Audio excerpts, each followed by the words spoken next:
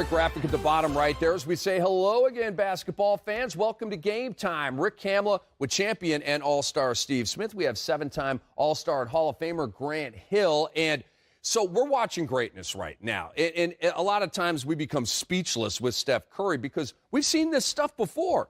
I mean, he's a three-time ring winner. He's a multiple-time MVP, all the three-point records, but he did it again, Smitty.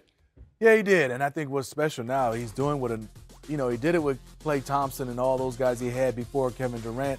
He's doing it now with Kevin Durant. And also Kevin Durant had a measly, 30? Something like that to go along with Steph.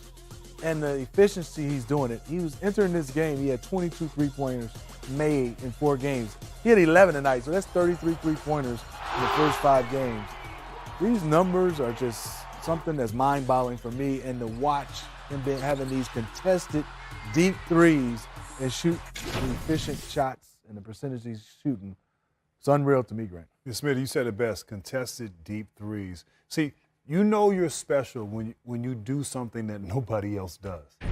And those shots, a majority of those right there, coming down through the legs from 30 feet, off balance, we don't see that.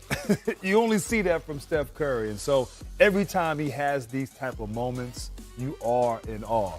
I mean, and like you said, we got some good credentials ourselves, and we've played with and against some great players. But that performance, that was special. I mean, every time he steps on the court, he makes history. I mean, tonight, well, not every time, but most times, he passed Jamal Crawford tonight on the all-time three-point list into 5th place. Stephen Curry is in the prime of his career. Is he 30? He's right around 30 years old, and he's already 5th all-time in threes made. Yeah, I mean, he's going to shatter that if he stays healthy and keeps playing a long career. I mean, I think for him I'm just looking at what else can he do from a free throw standpoint. Can he shoot 97, 98% from the free throw line? Some different things I just want to look. We talk about 50, 40, 90. Can he be 55, 45, 95? He's going to make up some new categories that we're talking about. By the way, the Warriors tonight were 50, 40, 90 as a team, for what it's worth. Now, this was a Leagues Pass special Wednesday. Friday, you're going to watch Steph and KD and Klay and the Warriors at Madison Square Garden, where Steph has had some eruptions before in his career. Warriors and Knicks at 7:30, followed by Wizards and Kings at 10, and we get it started at 7 o'clock with the Auto Trader pregame. But we have a doubleheader for you Friday night, and Tuesday on the Jimmy Kimmel Show. Kobe talked about coming out of retirement. So you're telling me there's a chance, huh, Kobe? Nah, but that's what happens when LeBron and the Lakers lose their first 3 games. Would they sink to 0-4 against the Suns? Let's head to Phoenix and find out. There's LeBron arriving at the arena and Lonzo Ball feeding the king for 3.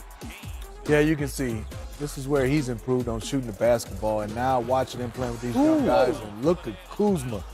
Ooh, be careful, Ryan Anderson. That might have been a Diesel Dunk nominee. And Grant, Lance Stevenson getting involved, scooping and scoring. Lance doing what Lance does. I like that. Here, we get more. Okay, I know. There we go, Lance. Okay. Now he's going to give me something after this one, I know.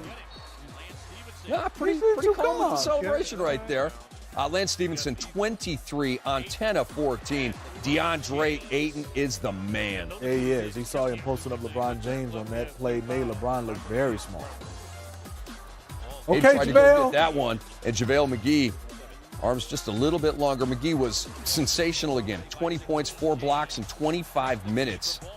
And the Lakers pouring it on. Ooh.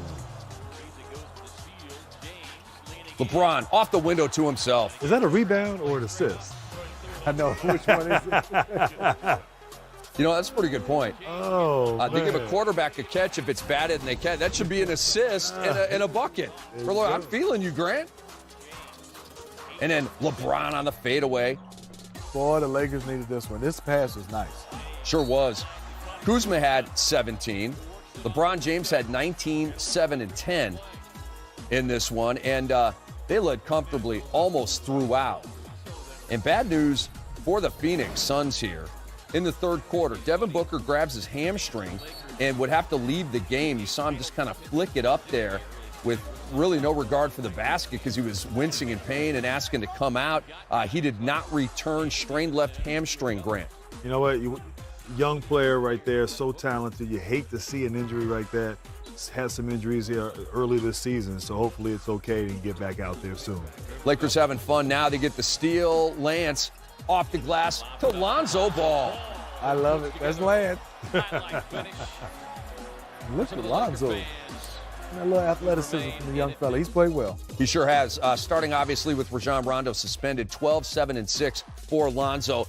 Congratulations to LeBron James on his first win in the purple and gold. He has won individually 19 of the last 20 head up with Phoenix. Josh Stark got the start over KCP. He had 15 points and made 4 of 6 from downtown. Phoenix drops to 1-3. Here's LBJ off the win. How's it feel to get that first win as a Laker? It feels great to win, period, but it feels good for us to know what we've been doing over the training camp in these first few games to continue to get better. I think we've gotten better tonight, and we want to try to continue that going forward. We stuck to the game plan as close to 48 minutes as possible. We came in trying to get them out of their sets. We knew, if you let a young team like this get comfortable, then they're going to be very dangerous, which they showed in their first game when they played against the Mavericks here. So we was able to get them out of it in the later state of that first quarter, took it into the second quarter all the way into halftime, and kept it going throughout the game. And you've got to give the Lakers a lot of credit. They lost an absolute heartbreaker the other night to the San Antonio Spurs. Both teams going over 140, emptying the gas tank, all that. All cliches are in play with that. But what's next for the L.A. Lakers now after getting their first victory? Well, I think for me, a couple things. Can they rebound the basketball? When JaVale McGee goes out of the game, they become very, very small. Second for me is Luke Walton and that coaching staff. They've had so many different guys to start this season. He was trying to figure out chemistry-wise. Then you have the suspensions. Now you have Kyle Kuzma playing well. Josh Hart gets inserted into the starting lineup. Who starts, who finishes, and I think that's what Luke Walton was still going to have to figure out. Sometimes with teams like this, when you have two guys out, it makes it easier for chemistry and rhythm, especially from a coaching staff and players. Now adding Brandon Ingram, he has to play. Rondo, he has to play. So I'm interested to see where they go as far as who plays together in the chemistry. No, you're so right, Smitty. I mean, first of all, this is a great win for them. And sometimes when you've lost and you have all the pressure and expectations that LeBron brings, you got to just remind yourself what it takes to win and get that sort of feeling of winning. And I love they were very unselfish. LeBron didn't put up gaudy numbers. He had 7 guys in double figures here tonight. It was really a team effort, but defensively. I thought this team could be a really good defensive team. I knew there was some struggles on the offensive end, not great shooting, but you have some guys from an athletic standpoint who could take the challenge and be good defensively. Phoenix, a young team, but to come in and get it done offensively and defensively, something to build upon as they move forward. But it doesn't get any easier in the Western Conference. I think Denver they have next, who's playing as well as anybody right now in the NBA. Yeah, that's Thursday night on TNT. Was LeBron unfairly criticized for missing those free throws against San Antonio? What was the criticism? Did he miss free throws? I mean, just, people, you're LeBron, you can't miss these free throws. I mean, nice response from him, but was that unfair? Quickly. I was surprised that he missed both. That's what I was surprised about. Yeah, I mean, look, he's generated enough goodwill. He's done enough clutch things down the stretch. But, yeah, he should have made those free throws in that situation. Is it fair, unfair? Probably, but that's what comes with being the best player in the world. You're going to get that criticism.